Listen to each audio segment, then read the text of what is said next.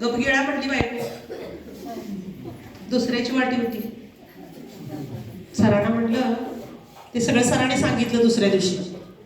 म्हटलं सर बायकोला I love you म्हटला नाही, म्हटलं आज म्हणू का.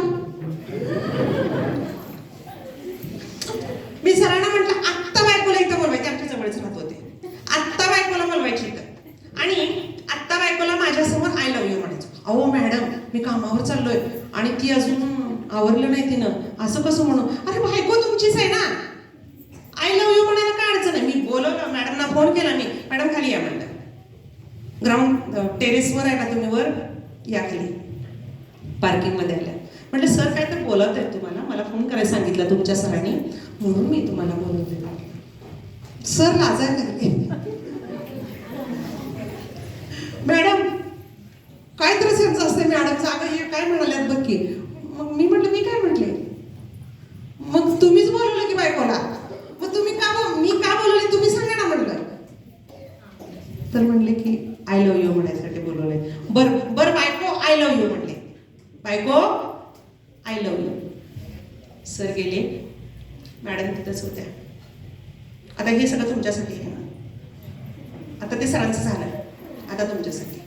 आपला नवरा कामावर जाणार म्हटल्यानंतर आपल्या नवऱ्याला टाटा बाय बाय करायला पाहिजे नाही. घरातली पॉझिटिव्ह एनर्जी घेऊनच नवरा आपला बाहेर निघत असतो ना. 17 वेळा बोट मोडायची त्याला. हे आमचा नवरा म्हणजे कामात गेलेली केस आहे, काय या नवऱ्याला सांगून उपयोग नाही. 3 दिवस झालं सांगत्या, अजून ऐकत नाही हा माणूस. असला कुणाच्या वाट्याला नवरा नसावा. अहो नका असं.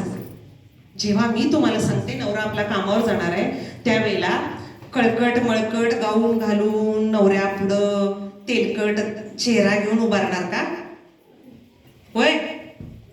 मग कसं उभं राहायला पाहिजे नवऱ्या पुढं. सगळ्याच्या अगोदर बाईने आंघोळ केलेली असते हो की नाही. मग केसाला कंगवा लावणं, धुतलेली स्वच्छ कपडे घालणं आणि छानसं आवरणं, सुंदर स्माईल देणं, काय अवघड आहे अवघड. मला सांगा, हे सगळं तुम्ही करत नसाल, तुमची मुलं करतील. तुमची मुलं अजिबात हे करत नाही. आणि विशेषतः नवरा बायको मुलांच्या समोर भांडू नका. हे सगळं मगाशी मी बोलले की नाही, हे सगळं तुमचं मुलांच्या समोर चाललेलं असतं. खोटं आहे मला सांगा. आपल्या सगळे चांगले तिकडं असते तसं. खूप मनापासून हसू येते ना. मला काय ते सगळे चांगले आहेत. असं द्या, आपण दुसऱ्याबद्दल बोलतोय, तुम्ही वाईट वाटत घेऊ नका. मुलासमोर भांडण्याचे परिणाम काय होतात बघा. तुम्ही सतत मुलांच्या समोर जर भांडत असाल तर तुमची मुलं, जेव्हा नवरा कामावर चाललेला असतो तेव्हा लेकरं पण आपली म्हणजे मुलं पण शाळेत चाललेली असतात ना, आणि मुलं हे सगळं ऐकत असतात. तेव्हा नवऱ्यानं बायकोला किंवा बायकोनं नवऱ्याला एकमेकांसमोर शिवीगाळ करणं, कमी लेखणं, एकामेकांचा अपमान करणं, ह्या गोष्टी आवर्जून टाळायला हव्यात. आता या मानसिकतेत आपली मुलं आणि नवरा जर घरातून बाहेर पडत असतील तर पुढे जाऊन आपल्या नवऱ्याचा ऍक्सिडेंट होण्याची शक्यता असते. बरेच अपघात या मानसिकतेमुळे होतात. आणि मुलं जेव्हा शाळेतून घरी येतात तेव्हा आपला मोबाईल खाली पाहिजे ना, तरच मुलं अभ्यासाला बसतील ना. Mummy 5 minute, mummy 5 minute, mummy 5 minute असं म्हणतात मुलं, मोबाईल घेतात. पण तेव्हा जर आई पुस्तक घेऊन बसली तर काय होईल. मुलं बसणार ना. मग मोबाईलचं काय करायचं सांगा. काय करायचं. मगाशी विषय झाला, सरांनी परवानगी दिली होती सुतार सरांना. आणि काच परवानगी दिली होती माहित आहे का. फक्त आणि फक्त मुलांचं अभ्यासावर लक्ष केंद्रित व्हावं. त्या अभ्यासाशी रिलेटेड जो योगा, प्राणायाम, ऊर्जा, प्राणशक्ती हा जो टॉपिक चालला होता तो खूप महत्वाचा असतो. आणि तुम्ही नवरा बायको मुलांच्या समोर भांडायला लागला तर 7वी 8वी 10वी या वयातली जी मुलं टीन एज मध्ये असतात, ही मुलं या वयात बाहेरून बऱ्याच गोष्टींची माहिती घेऊन त्या पद्धतीनं वागायचा प्रयत्न करतात. मुली पळून जाण्याचं प्रमाण वाढलं, विवाहित स्त्रिया सुद्धा पळून जाण्याचं प्रमाण वाढलं आणि समाज पूर्णपणे भरकटलेला आहे. या सोशल मीडियाच्या आकर्षणामुळं पिढ्याच्या पिढ्या बर्बाद होत आहेत. रील्सवर फार प्रेम आहे ना. आताची पिढी काय म्हणतात, तुमच्या हाताला मोबाईल आहे, तुमची मुलं घेतात, त्याला काय म्हणतात, रील्स बघतात. आणि त्या नटनट्याने काय केलेलं असतं, खूप चांगला मेकअप केलेला असतो. आणि मग मुलांना काय वाटतं, आपण तसं व्हावं, तसं दिसावं. अहो, तुम्हाला माहितीसाठी सांगते, हे जे नटनट्या हे चेहऱ्यावरचे हे थापतात की नाही मेकअपचे थर, त्यामुळं बऱ्याच नट आणि नट्यांना कॅन्सर झालेले आहेत. माहितीसाठी सांगते. आणि साधेपणात सौंदर्य असतं, साधेपणात सौंदर्य असतं. पार्लरमध्ये गेलंच पाहिजे असं काही नाही. नवऱ्याचे खिसे मोकळे करताना 10 वेळा विचार करा.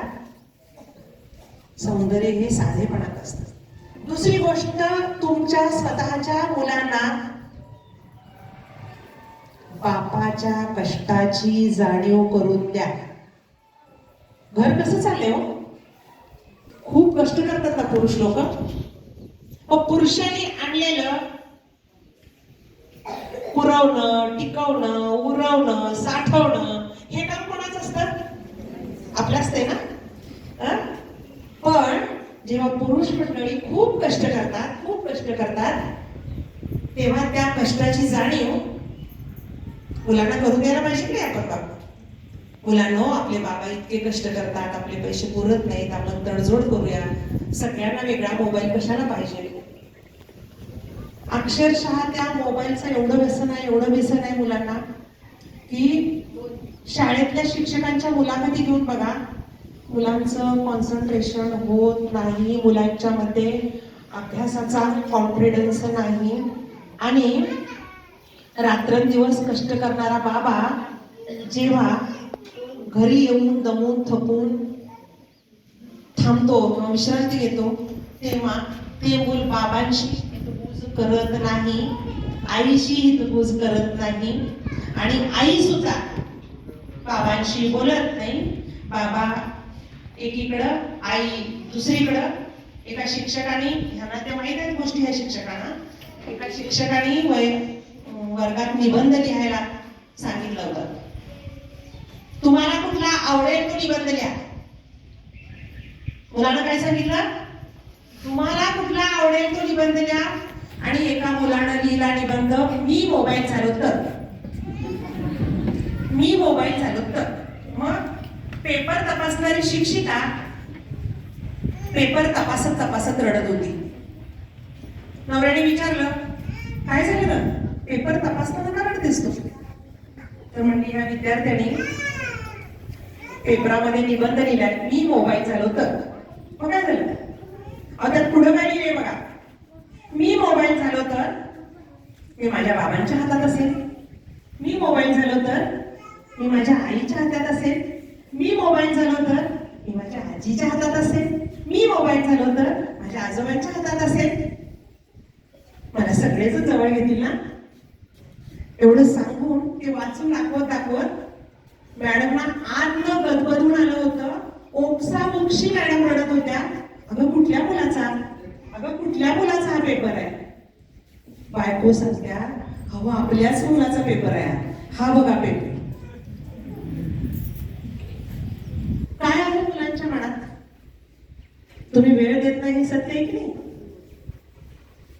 परवा एका पोलीस स्टेशनला एका महत्वाच्या कामासाठी गेले होते. बापाच्या कष्टाची कदर नसणारी मुलगी तिथं माझ्या समोर लग्न करून आली होती आणि पोलीस स्टेशन मधल्या त्या सरांना सांगत होती, आमच्या घरी फोन करून सांगा मी लग्न केलं. थोड्या वेळात तिचे वडील आले आणि वडील म्हणाले, आई आणि वडील दोघं पण आले, रोज मजुरी करणारे वडील आहेत. मॅडम ते असं हुंदका देऊन सांगत होते की हिला हिला म्हटली हिला अकॅडमीला 5,000 रुपये द्यायला माझ्याजवळ नव्हते. 10% मी 5,000 रुपये काढले तो 10%. अजून ते पैसे भागवलेले नाही. आई सांगत होती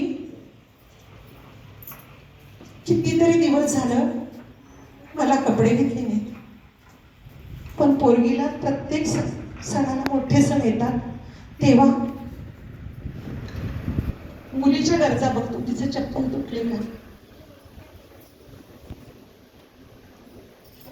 तिच्या बांगड्या, तिच्या गळ्यातलं, तिच्या कानातलं, तिच्या गरजा भागवण्यासाठी खूप तडजोड करतो. मॅडम हिने हे केलं बघा, कुणाशी करून करून कुणाशी लग्न केलं. रोज मजूर करणार असता तर अजून मान्य केलं असतं. भंगारवाला होता हो, लोखंड, पत्रा, बाटली, भंगारवाला होता हो. काय करायचं सांगा. वडिलांनी जेव्हा मी झाडाखाली बसले तेव्हा सांगितलं, मॅडम माझं बड्यान बघा म्हटलं. बापाच्या अंगावर जे बनियन होतं त्या बापाच्या अंगावरच्या बनियनला खूप छिद्र पडलेली होती. बापाला बनियन स्वतःला बदलायला पैसे नाही. मी सॅक घेऊन दिली म्हटले तिला, बनियनला पैसे ठेवले होते. तुम्हाला कळतंय का हे आई वडील एवढ्या कष्टाने. प्रत्येकाचे वडिलांना लक्षात जरा 2 मिनिटं. आपलं कितीही वय झालं तरी आपल्या वडिलांच्यावर खूप प्रेम असतं की नाही. जरा आपले वडील लक्षात आणतात सगळेजण 2 मिनिटासाठी. एक कविता घेऊ वडिलांसाठी, वेळ आहे. फाटलेलं बनियन घालून मुलांच्या शिक्षणाच्या गरजा पूर्ण करणारा बाप कसा असतो, त्या बापासाठी आईसाठी सगळेच बोलतात. जरा वडिलांच्यासाठी 2 गोष्टी. आणि प्रत्येकाने 2 मिनिटं आपले वडील डोळ्यासमोर आणा आणि ही कविता प्रत्येक वडिलांसाठी समर्पित. बाप स्वाभिमानी माना, बाप कण खर कणा, त्याच्या काळजात सुद्धा लाजाळूच्या संवेदना, त्याची पहाडाची छाती, त्याचे हृदय गुलाब, त्याच्या घामाच्या ठिमाना हिऱ्या मोत्याचा रुबाब.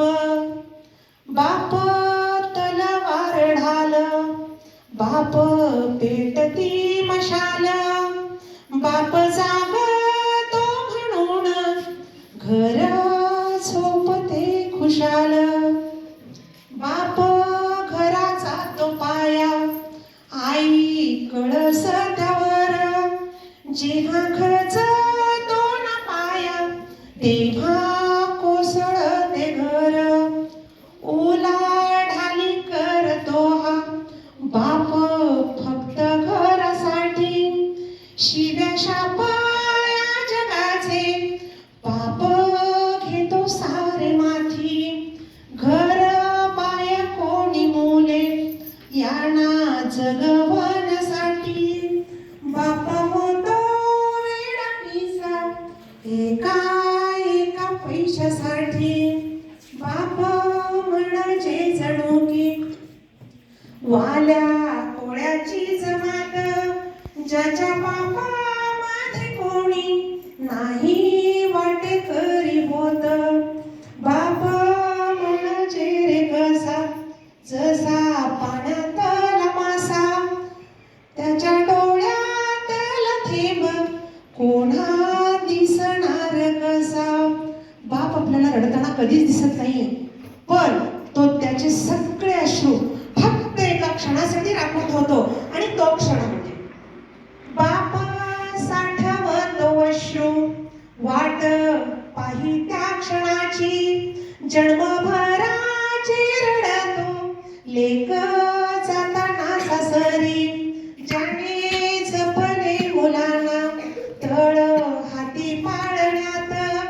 अशा बापासाठी आली